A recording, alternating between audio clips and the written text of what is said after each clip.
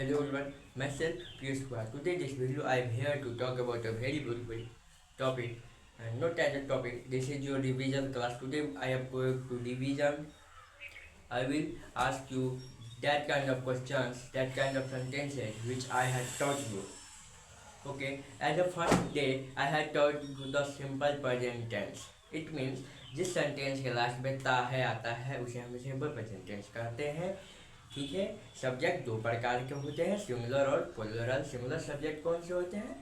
जैसे ही, सी, नेम और इट, यह जो है एक सिंगुलर सब्जेक्ट है। और प्लूरल आई, यू, वी, दे, ये जो है प्लूरल सब्जेक्ट होता है।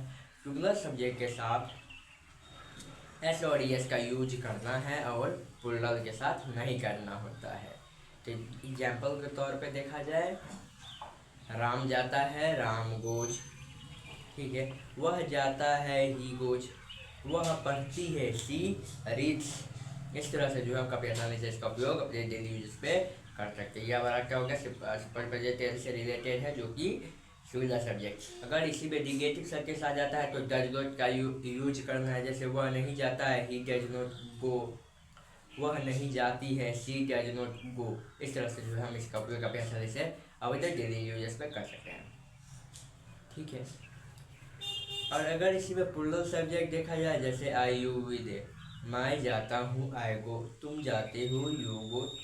हम लोग आते हैं, वी कम।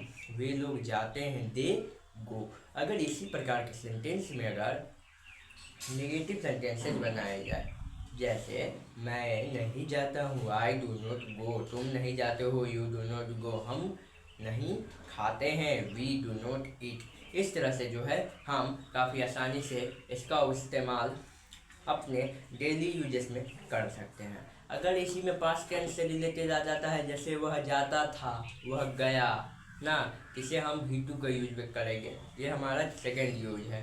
फर्स्ट में मैंने क्या बताया, सिंपल प्रेजेंट टेंस के बारे में। सेकेंड है उसी का पास्ट टेंस, जैसे मैं जाता था, आई वेंट। V2 का यूज करना है, V1, V2 and V3, V4, V5। इस पर जो है मैंने एक ऑलरेडी एक वीडियो बना दिया है, जिसमें मैंने V1, V2 एंड V3 के बारे में बताया है।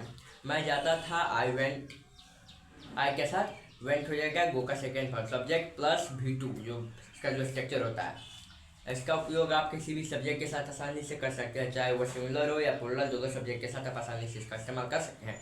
मैं जाता था, आई वेंट। तुम जाते थे, यू वेंट। हम लोग गए, वी वेंट। ठीक है। हम लोग पढ़ते थे, वी रीड। हम लोग पढ़े, वी रीड। इस तरह से जो है आप इसका इस्तेमाल काफ़ी आसानी से अपने डेली यूजेस में V2 का इस्तेमाल कर सकते हैं। नेक्स्ट जो हमारा है, that is use of will का इस्तेमाल। क्या भाई? विल का इस्तेमाल। जैसे जिस सेंटेंस के लास्ट में का होता था, उसके साथ हमें विल का यूज करना होता है। जैसे मैं जाऊँगा, आई विल गो। तुम जाओगे, यू विल गो। हम लोग आएंगे, वी विल कम। वे लोग जाएंगे, दे विल गो ना। इस तरह से जो आप काफ़ी आसानी से इसका भी इस्तेमाल आप काफ़ी आसानी से अपने डेली यूजेस में कर सकते हैं। ओके। और जो नेक्स्ट हमारा जो सेंटेंस है वो है इज एम आर का use. Is am are, was were और विल बी का यूज विद द V4 के साथ। जैसे वह जा रहा है, जा रहा था, जा रहा होगा। इस तरह के सेंटेंस को कैसे बनाना है, तो देखिए इसके लिए भी काफ़ी आसान स्ट्रक्चर है, जो कि है subject plus is am are was were plus V4, या फिर will be plus V4। Situation के हिसाब से इज एम आर वाजवर और विल बी का इस्तेमाल करना है।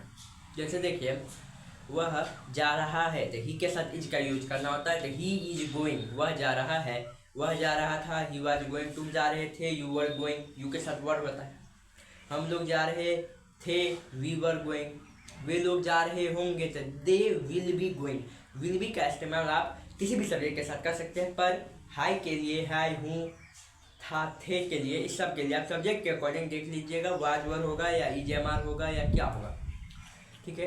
तुम जा रहे होगे, यू विल बी गोइंग। हम लोग जा रहे होंगे, वी विल बी गोइंग ना। इस तरह से जो है राम जा रहा होगा, Ram will be going.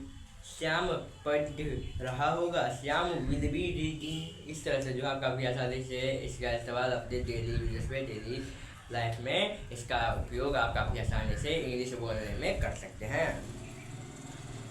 Next और लास्ट है, जो वैसे तो मैंने आप लोगों को बहुत सारे बता दिया है, लेकिन सभी को हम एक साथ ही इस वीडियो में नहीं दे सकते हैं। अभी जो मैं बता रहा हूँ वो है काफ़ी आसान, जो कि है कैन और शुड का इस्तेमाल। जैसे कि मैंने बताया था, कैन का इस्तेमाल सकता है के लिए करेंगे और चाहिए के लिए शुड का। इसका भी इस्तेमाल आप सब्जेक्ट और सेंटेंस के अकॉर्डिंग कर सकते हैं। जहाँ पे सकता है आएगा वहाँ पे कैन का यूज करना है, और जहाँ चाहिए होता है वहाँ पे शुड का। इसका इस्तेमाल आप सब्जेक्ट के अकॉर्डिंग कहीं भी कर सकते हैं। जैसे मैं जा सकता हूँ, आई कैन गो, तुम आ सकते हो, यू कैन कम, हम लोग जा सकते हैं, वी कैन गो, वे लोग पढ़ सकते हैं, दे कैन रीड। अगर इसी का उपयोग हम सिंपल प्रेजेंट कहने का मतलब है, इसका उपयोग अगर हम सिंगुलर सब्जेक्ट के साथ करते हैं तो कर सकते हैं। जैसे राम जा सकता है, राम कैन गो, वह पढ़ सकता है, ही कैन रीड, तुम जैसे वह जा सकती है, सी कैन गो। इस तरह से जो है आप काफ़ी इसका उपयोग, कैन का उपयोग आप भी कर सकते हैं। अगर इसी में शुड का यूज देखा जाए तो शुड का भी इस्तेमाल आप चाहिए, जिस सेंटेंस के लास्ट में चाहिए आता है उस प्रकार के सेंटेंस में आप काफ़ी आसानी से इसका इस्तेमाल कर सकते हैं। जैसे मुझे जानना चाहिए, आई शुड गो, तुम्हें जानना चाहिए, यू शुड गो, हमें पढ़ना चाहिए, वी शुड रीड, हम लोगों को खेलना चाहिए, वी शुड प्ले। ठीक है, इसका इस्तेमाल काफ़ी आसानी से आप इसका इस्तेमाल आप काफ़ी आसानी से इंग्लिश स्पीकिंग के दौरान करते हैं। ये हो गया singular subject, sorry plural subject के साथ। अगर सिंगुलर में देखा जाए, जैसे वह जा सकते, उसे जाना चाहिए, ही शुड गो, उसे जाना चाहिए, ही शुड गो हो गया। अगर यहाँ पे फीमेल के लिए बोला जा रहा है उसे जाना चाहिए तो सी हो जाएगा, सब्जेक्ट अकॉर्डिंग लिख लीजिएगा, सी शुड गो, उसे जाना चाहिए। राम को जाना चाहिए, राम शुड गो। इस तरह से जो आप काफ़ी आसानी से इस कुछ सेंटेंसेज को, इस सभी वर्ड को आप जो है काफ़ी आसानी से अपने डेली लाइफ में इंग्लिश स्पीकिंग के दौरान काफ़ी आसानी से इसका इस्तेमाल आप कर सकते हैं। वैसे तो इससे बहुत सारा सेंटेंस है, तो काफ़ी सारा होता है, लेकिन मैंने जितना भी आपको अभी बताया है, इसके अलावा जो भी बचा हुआ है, जो भी सेंटेंसेज होते हैं, उसके बारे में मैं आप लोगों को नेक्स्ट वीडियो में बताऊंगा। Okay then, thanks for watching this video.